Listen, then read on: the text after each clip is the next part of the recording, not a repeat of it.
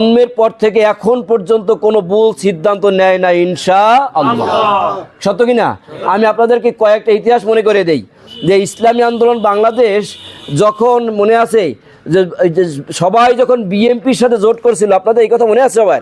হ্যাঁ, সবাই যখন জোট করে এদেশে সব আলেম ওলামা আল্লামা দেলাওয়ার হোসেন সাইদি, শাইখুল হাদিস আল্লামা আজিজুল হক, অমুক সমুক, মুফতি আমিনী সহ সকল এদেশের শীর্ষ পর্যায়ের ওলামায়ে কিরাম যখন বিএনপির সাথে জোট করে তখন পীর সাহেব চরমনাই কি বলছিল যে যেখানে ইসলামের স্বার্থ নাই সেখানে আমি ফজলুল করিম থাকবো না, বলছেন কিনা?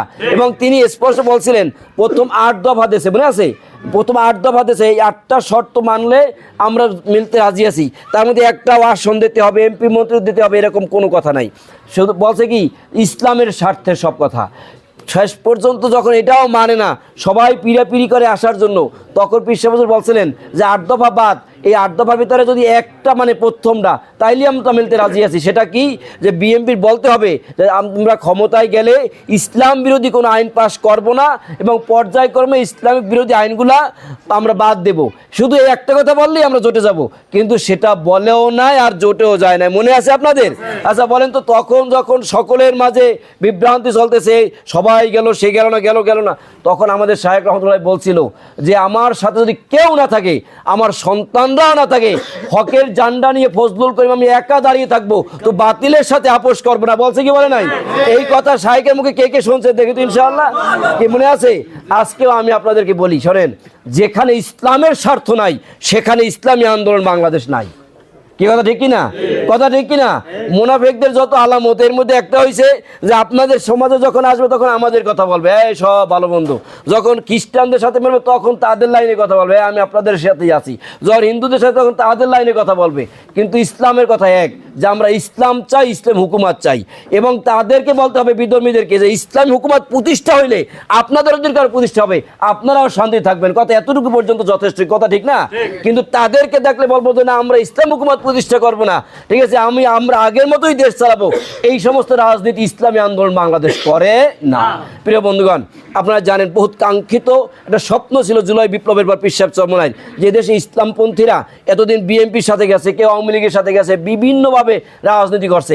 অতএব আমরা দেখি তাদের সবাইকে মিলে একটা প্ল্যাটফর্মে নিয়ে এসে রাজনীতি করতে পারি কি না।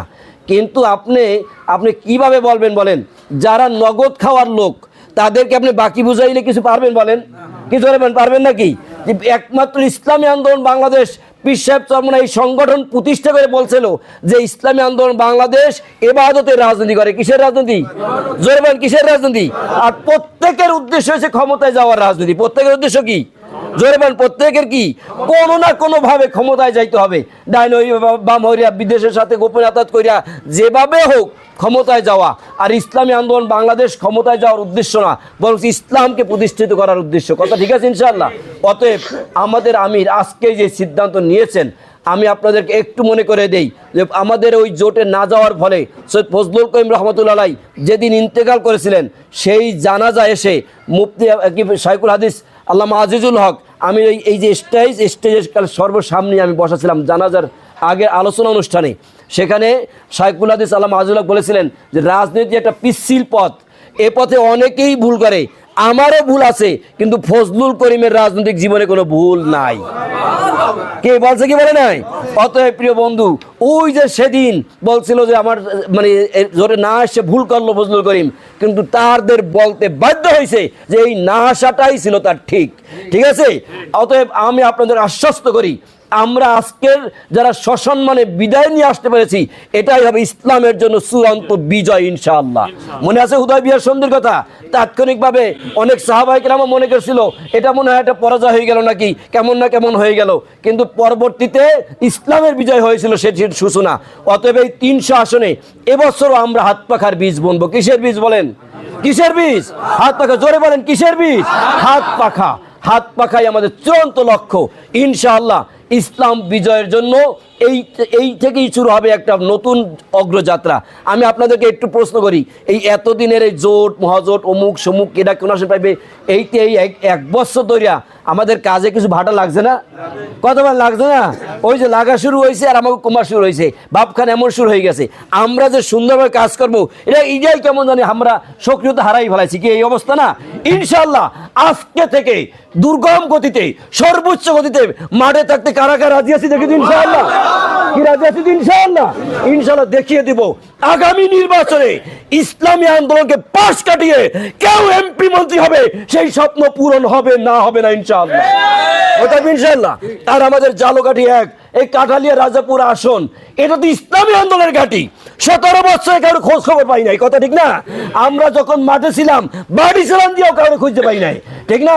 অতএব এখন এক একজন এক এক জায়গা থেকে এক এক দেশ থেকে আইসা বড় বড় মোড়ল সাজতেছেন।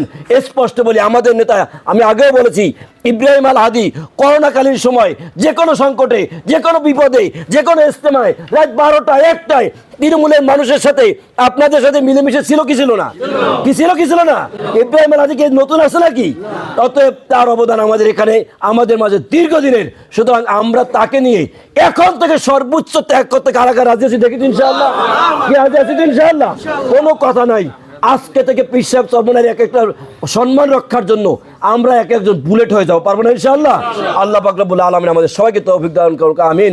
আসসালামু আলাইকুম ওয়া রাহমাতুল্লাহ।